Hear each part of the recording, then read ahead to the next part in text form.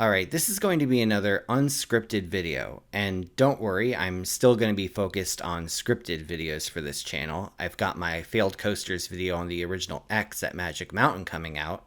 But today, I'm going to be talking about something that has caused a bit of a stir in the coaster enthusiast community. I'm going to be talking about the 2024 makeover of Top Thrill Dragster at Cedar Point.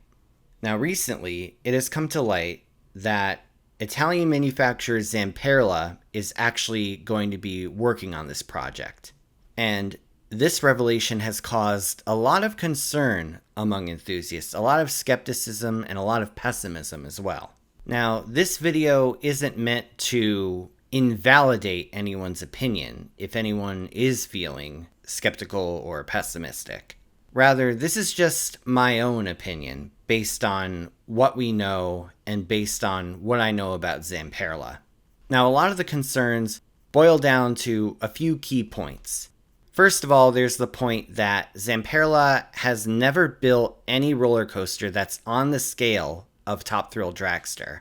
Technically, they have built more roller coasters than Intamin and B&M combined, but a good chunk of those are smaller family coasters.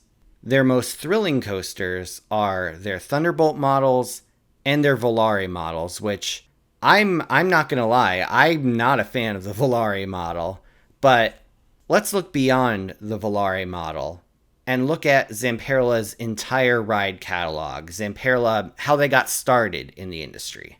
So, Zamperla started out in the 1960s.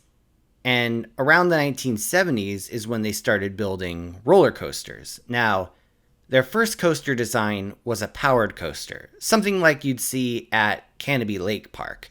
Over the years, they have greatly expanded their ride catalog, and they have literally decades of experience building all sorts of rides at parks all over the world. And when I say all over the world, I literally mean all over the world. In the early 2010s, they actually sold a few rides to North Korea. I'm not joking. This goes to show that this company has been pretty much everywhere. And beyond that is the sheer size of their ride catalog. If you go on their website and take a look at every single ride they have to offer, you will see 95 different rides. This includes roller coasters, thrill rides, family rides, everything. In my opinion, any company with the resources to build almost 100 different rides is definitely a seasoned and well-prepared company. And a lot of people, they just look at their roller coaster catalog, and it's true that most of the roller coasters they've built are family coasters. But their flat ride collection is nothing to scoff at. They have the Discovery, they have the Hawk, they have the Disco. There are so many flat rides that Zamperla has made. So many famous flat rides that you see at parks everywhere. And so when people talk about Zamperla in regards to Dragster, like there's some company that just came out of nowhere who doesn't have the experience to work on Dragster, honestly, I think that's kind of selling them short. In my opinion, Zamperla is definitely worthy of working on a coaster like Dragster. Hell, their founder, Antonio Zamperla, is in the IAAPA Hall of Fame along with Walt Disney. Zamperla has accomplished so much in the amusement industry all over the world over the course of decades that they are worthy of this project, at least in my opinion. So that brings me to my next point.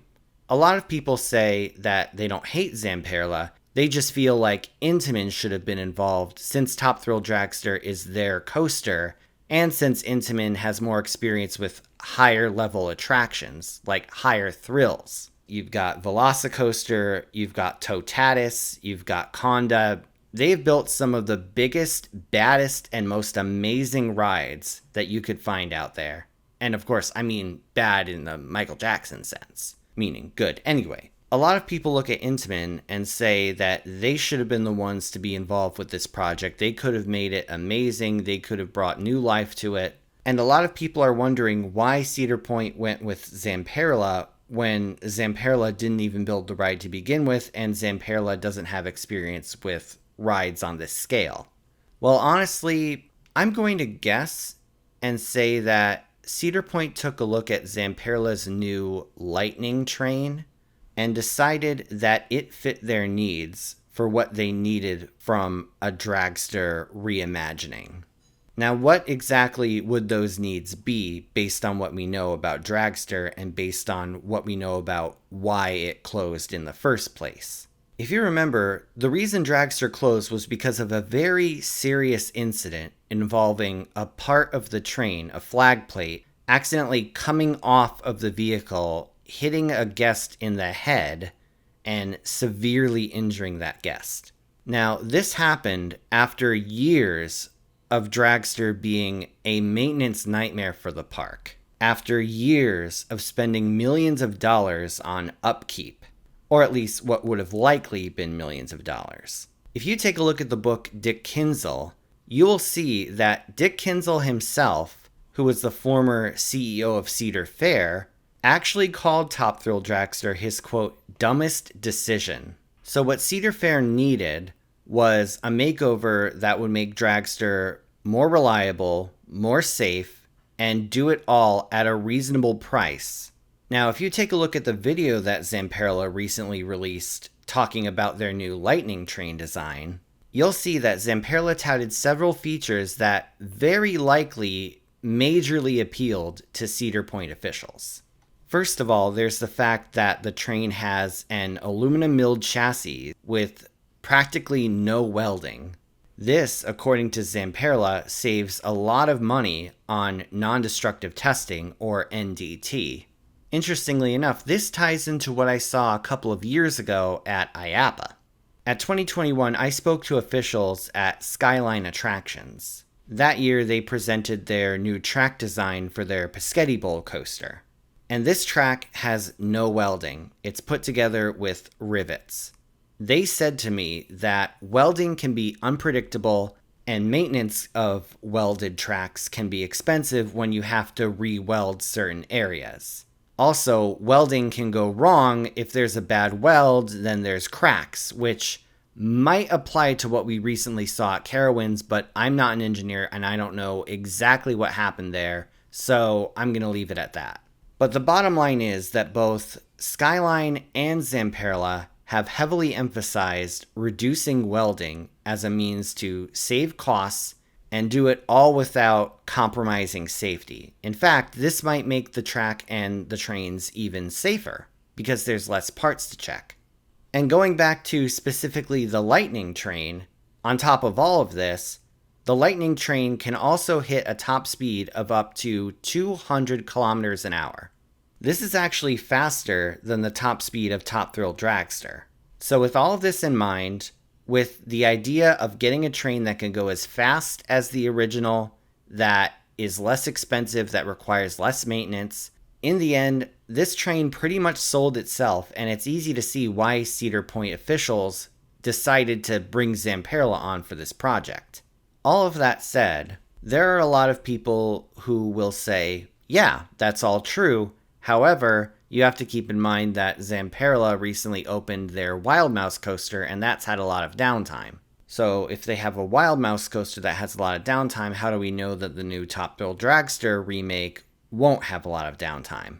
To be honest, there's no way to tell how much downtime it will have because it's not open yet. It's not even finished being built yet. For the case of Wild Mouse, the issue of downtime is prevalent for a lot of prototype coasters, like ones that haven't been built before. Sure, Zamperla has built tons of spinning Wild Mouse coasters, but nothing quite like the one at Cedar Point. And this was also true for coasters like Steel Curtain at Kennywood, or even Intamin's own Hagrid's Magical Creatures motorbike coaster at Islands of Adventure. While the issue of downtime is a potentially valid concern based on history, it's definitely not a given, and it's certainly not something that is only a Zamperla thing. Maybe it will have a lot of downtime when it first opens. Maybe it will have a lot of uptime after a few weeks. So, all of this being said, what are my general thoughts on the Zamperla makeover of Top Thrill Dragster? To be honest, I'm not really sure because it's not open yet. Honestly, the only thing that I'm skeptical about is the transition from a hydraulic launch to likely an LSM launch. I'll admit, I loved the hydraulic launch on Top Thrill Dragster, and I think that hydraulic launches in general are more intense than LSM launches. At the same time, this ride has not opened yet, and I don't know what it's going to be like. That LSM launch could very well blow me away. A lot of people tend to look at roller coasters that haven't been built yet and decide that this roller coaster is definitely going to suck, this roller coaster is definitely going to be awesome, and there's no way to tell until you've actually ridden it, or until it's actually open. Let's be honest, we're not going to know how good this ride is or how much downtime it's going to have until it opens up. But still, I am more than willing to give Zamperla a chance with this project. Zamperla has proven themselves as a company. They have done so much over the years. They have a proven record. They have a huge ride catalog. They have done so much for the industry. They have built rides everywhere. And while everybody is entitled to their opinion, and there are no invalid opinions when it comes to this, I don't think it's that fair to immediately say that Zamperla is too inexperienced or to immediately write off Zamperla when it comes to this project when it hasn't opened yet. I think that Zamperla is a well-seasoned company. I think they are worthy of this, and I think they have done a lot to earn the respect of the amusement industry. So the bottom line, I'm going to give Zamperla a chance on this one, and I'm very excited to check out this new ride.